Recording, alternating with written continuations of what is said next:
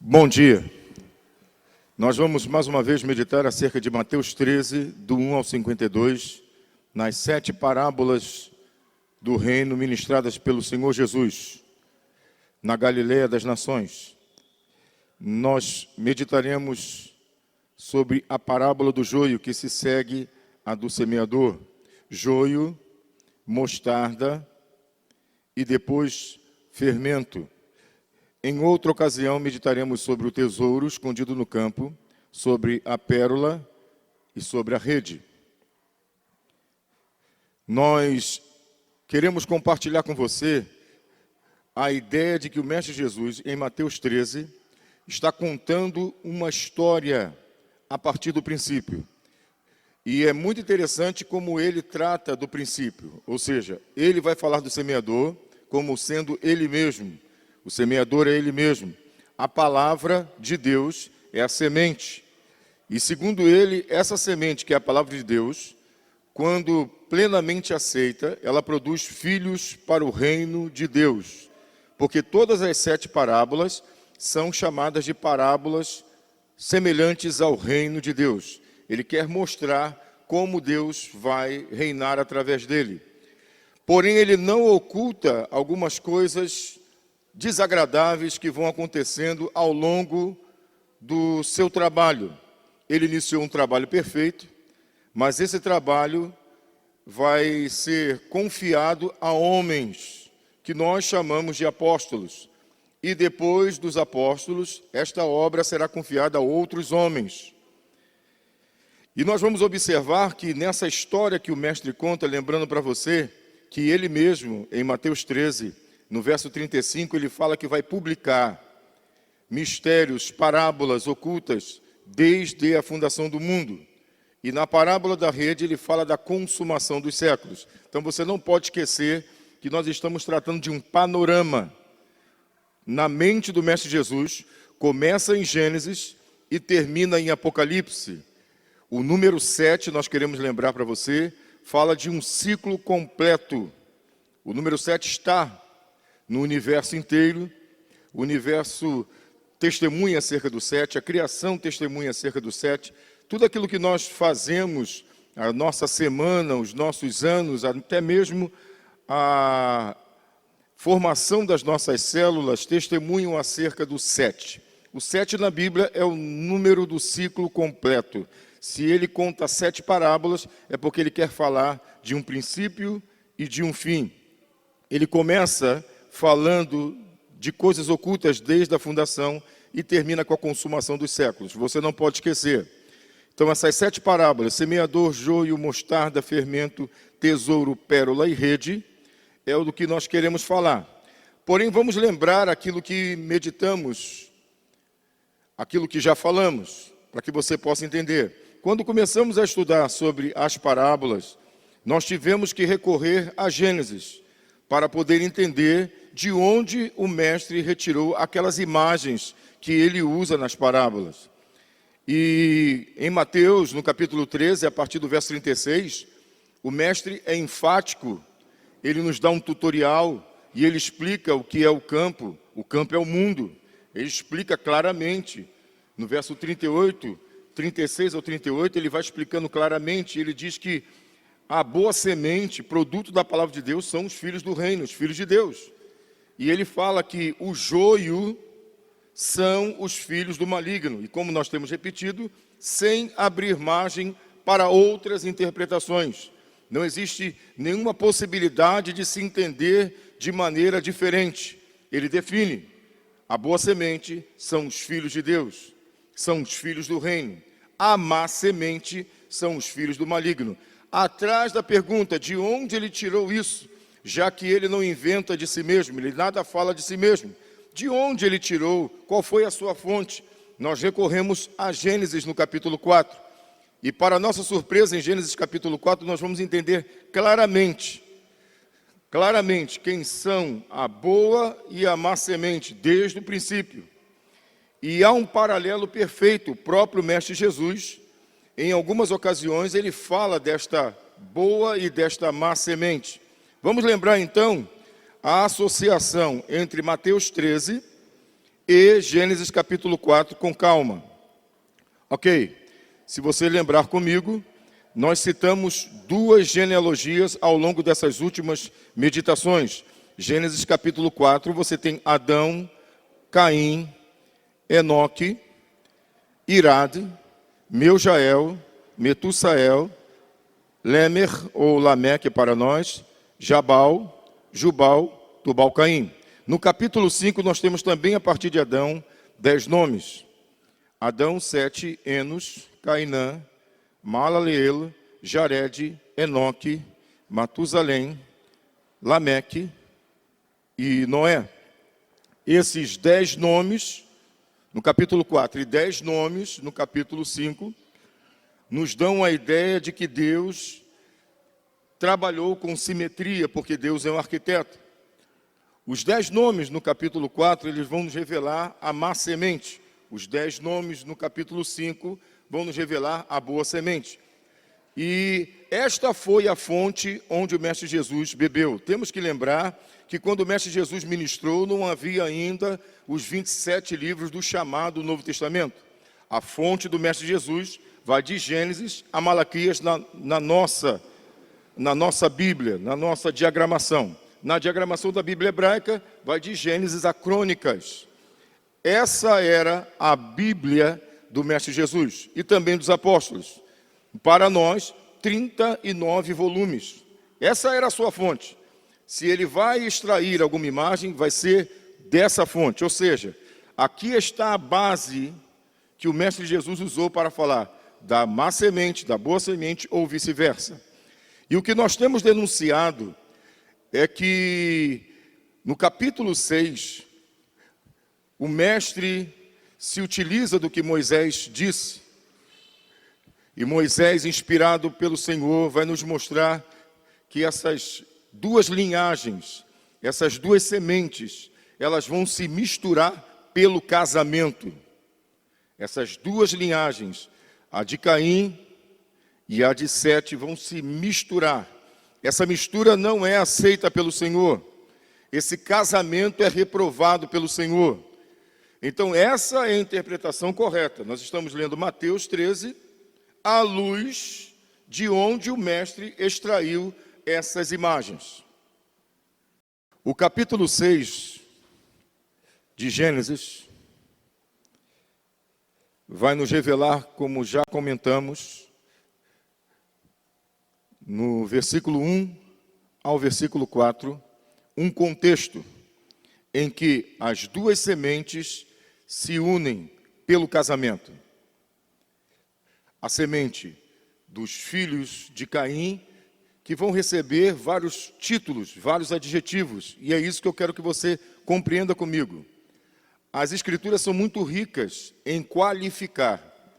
Em Efésios 3, versículo 10, diz que a sabedoria de Deus é multiforme, é multicolorida, ou seja, Deus tem uma capacidade extraordinária de revelar uma só coisa de várias maneiras diferentes para atender às diversas compreensões diferentes. Então você vai observar que um grupo só vai receber ao longo das Escrituras várias denominações, vários adjetivos, qualificado por nomes diferentes, de formas diferentes, mas se referindo a um só tipo de pessoa. Por exemplo, aqui mesmo em Gênesis, esses filhos dos homens são nada mais, nada menos do que os filhos de Caim. À luz de 1 João 3,12, já não são chamados mais nem de filho de homens, ou filho dos homens, nem de filhos de Caim, são chamados de filhos do diabo. Então, se você for anotando com calma, você vai observar que filhos de Deus são a semente de Sete. Filhos de Caim são os filhos dos homens. Mas também podemos chamar de filhos de Deus, a semente de Sete, ou filhos do maligno, a semente de Caim. Ao longo desta meditação, eu ainda vou trazer para você outras qualificações para esse mesmo grupo. E o que a Bíblia vai mostrar, e o que a Bíblia vai reprovar, é justamente a união, o casamento destes dois grupos. E você vai observar que Gênesis capítulo 1, 2, 3, 4, 5 e 6 tem muito a ver, inclusive até o dilúvio, com o que o mestre vai falar nas 7 parábolas. Preste atenção. Está escrito em Gênesis, lemos mais uma vez para você. Gênesis capítulo 6, verso 1 diz: como se foram multiplicando os homens na terra, e lhes nasceram filhas, verso 2, vendo os filhos de Deus que as filhas dos homens eram formosas, tomaram para si mulheres, as que entre todas mais lhes agradaram. Verso 3, então disse Hashem: o meu espírito não agirá para sempre no homem, pois este é carnal, e os seus dias serão 120 anos. Verso 4. Ora, naquele tempo havia gigantes. Aprendemos semana passada. Gigantes? De maneira nenhuma. Essa é uma tradução equivocada de muito tempo depois desse acontecido, bastante tempo depois, no período grego, numa versão que é considerada a primeira versão do texto sagrado hebraico, que é chamado de Septuaginta. Você deve examinar. Os gregos tinham mitologias que falavam de gigantes, mas Moisés nunca pensou em gigantes. A palavra usada por Moisés aqui é Nefilim, que é uma palavra plural para Nafal. Nafal, uma pessoa. Nefilim, várias pessoas. E nós aprendemos que Nafal pode significar na sua raiz cair, ser banido, ser frustrado, como também pode dar a ideia de alguém que tinha destaque. E nós preferimos traduzir, segundo o Dicionário Internacional de Teologia, do chamado Antigo Testamento, como guerreiros violentos. Então, para nós, segundo as Escrituras, não existe a palavra gigante que dá a ideia de mitologia. E como temos falado, o apóstolo Paulo, aos seus pupilos, Timóteo ou Tito, ele sempre orientou para que eles se afastassem das fábulas. Ele orientou os seus pupilos a fugirem das fábulas. O que nós ficamos perplexos quando ouvimos acerca desse assunto, a nossa perplexidade acerca desse assunto está no fato de que pessoas, hoje e ao longo desse século passado, se preocupam em interpretar esse texto seguindo fábulas. O apóstolo ordena que não se sigam as fábulas. E alguns intérpretes teimam em seguir as fábulas. Nós aqui estamos sem nenhuma fábula. É a Bíblia interpretando a si mesma. Presta atenção. Gigantes, nós reprovamos essa ideia e essa tradução. Preferimos o que o texto hebraico original diz. Nafal, Nefilim. Nafal, Nefilim. Nafal, um guerreiro violento. Nefilim, guerreiros violentos. Vamos ler o verso 4 colocando essa tradução original, ou essa versão original. Ora, naquele tempo haviam nefilins na terra. E também depois, quando os filhos de Deus possuíram as filhas dos homens. Vamos tentar entender de maneira mais clara. Ora, naquele tempo, em que tempo? O tempo que ele acabara de nos relatar, capítulo 4 e 5. Ora, naquele tempo, no tempo de Caim, no tempo de Sete, no tempo de Lameque e de Noé, naquele tempo, haviam nefilins, ou seja, guerreiros violentos. E por que que eles eram violentos? Nós já explicamos e vamos lembrar para você. O capítulo 4 mostra que Caim e sua descendência, Caim e sua dinastia, os espinheiros, tinham sobre si uma maldição. A terra não lhe dava retorno. A terra não lhe dava nenhum retorno. É fácil nós compreendermos que a partir do momento em que a terra não dá retorno, ele planta, ele sempre foi lavrador e não colhe. E quando ele olha para o campo de Sete, de Enos, de Cainã, de Maalaleel, de Jared, de Enoque, quando ele olha para aquele campo e vê florescer, é natural que nasça no coração desse homem o desejo não de se submeter para poder depender dos filhos de Deus. A ideia dele foi outra, a ideia dele foi saquear, a ideia dele foi tomar, a ideia dele, como diz o nome Enoque, foi treinar seus filhos para poder tomar posse daquilo que não lhe pertencia. A ideia primária da guerra nasce no início da civilização. Tomar do outro aquilo que não possui naturalmente. Então, quem são esses homens violentos antes do casamento? Esses homens violentos, nada mais, nada menos, são os filhos de Caim, que tomavam as coisas dos filhos de Deus para poder sobreviver. Vale lembrar que a ideia de Deus é submissão. Bastava se submeter ao Deus dos filhos de Deus para que pudesse receber o sustento, mas ele não quis. Homens violentos antes do casamento, filhos de Caim, filhos do maligno. Mas o texto sagrado diz no verso 4 que os filhos de Deus se atraíram pelas filhas dos homens e pelo casamento uniu as duas linhagens, as duas sementes. E para nossa surpresa, o que acontece é que depois do casamento, houveram nefilins também entre os filhos de Deus. E o interessante é que o verso 4, ele vai dizer que os nefilins que procederam da mistura foram os que mais se destacaram. Isso é fantástico. Observa, versículo 4 do capítulo 6 de Gênesis. Ele diz, ora, naquele tempo haviam nefilins. Qual o tempo? O tempo em que Caim costumava tomar as coisas pela guerra, milhamá, do pão preciso. Ora, naquele tempo havia o nefilins, e nós já sabemos quem são os nefilins, estão no capítulo 4. Depois ele diz, e também depois, quando? Quando os filhos de Deus possuíram as filhas dos homens, as quais lhe deram filhos. E esses filhos, que advêm da mistura das sementes, diz o texto sagrado, estes foram nefilins, varões de fama, nefilins, na antiguidade. É extraordinário concluir que os filhos de Deus, junto com as filhas dos homens, produziram, através da relação do casamento, guerreiros violentos, piores do que os que haviam anteriormente.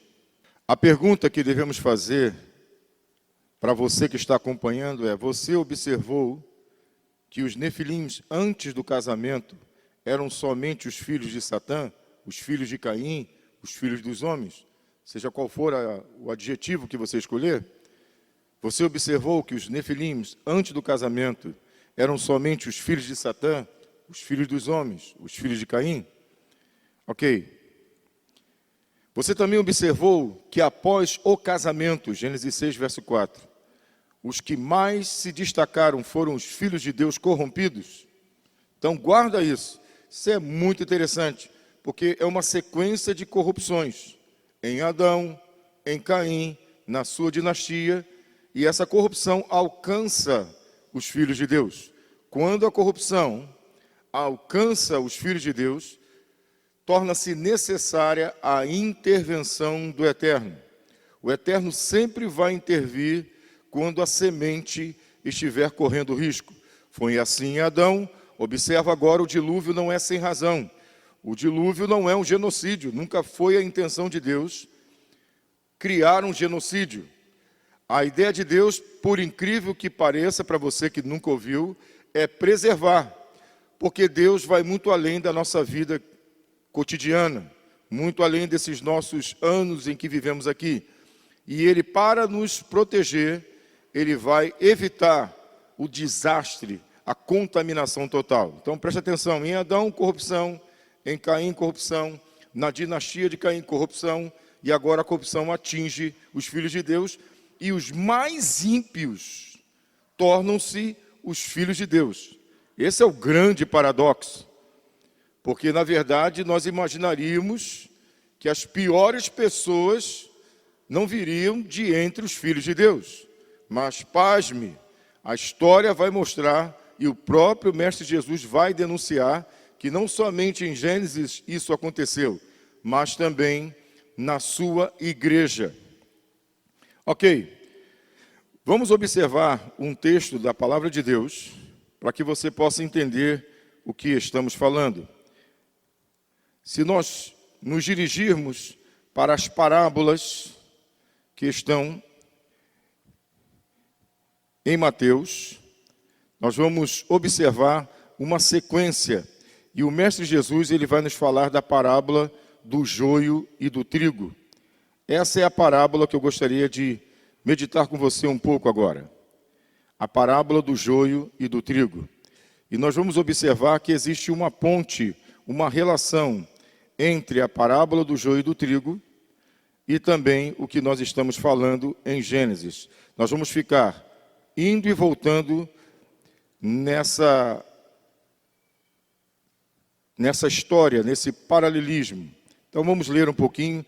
Você vai abrir a sua Bíblia em Mateus, no capítulo 13, nós vamos fazer a leitura acerca da parábola do joio e do trigo. Mateus capítulo 13.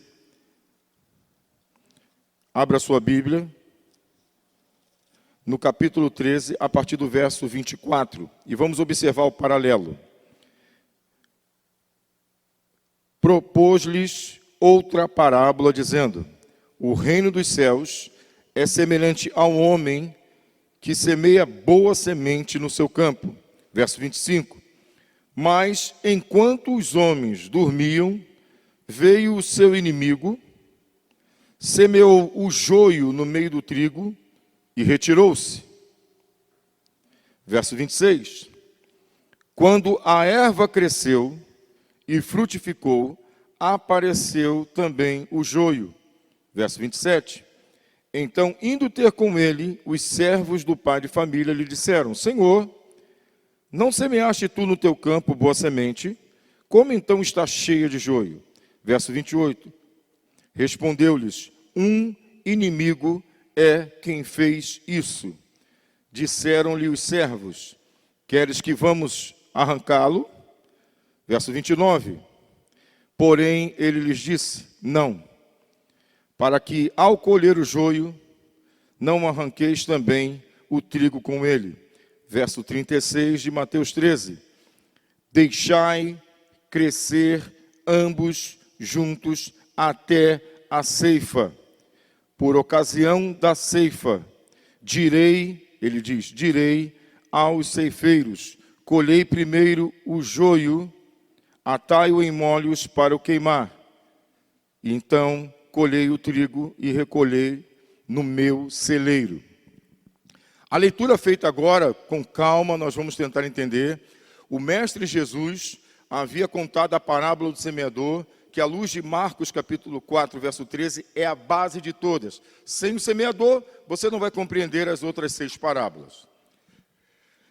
Entendendo você que o Mestre Jesus é o semeador, entendendo você que a palavra dele é a boa semente, entendendo você que o fruto dessa boa palavra, quando aceita plenamente, são os filhos do reino, entendendo que alguns ouvem a palavra, mas não germinam, não permitem que a palavra de Deus cresça dentro deles. Alguns não germinam, outros não amadurecem, e ainda outros germinam, amadurecem, mas não permanecem.